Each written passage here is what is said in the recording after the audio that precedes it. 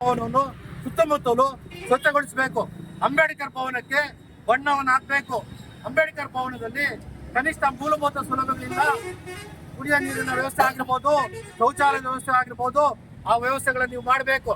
ಜೊತೆಗೆ ಬಾಗೇಪಲ್ಲಿ ಪಟ್ಟಣದ 23 ವಾರ್ಡ್ಗಳಿಗೆ ಪ್ರಮುಖ ರಸ್ತೆಗಳಿಗೆ ಸ್ವಾತಂತ್ರ್ಯ ಬಂದಾಗಲಿಂದ ಸಹ ತೆಲುಗುಮಯ ಆಗಿದೆ.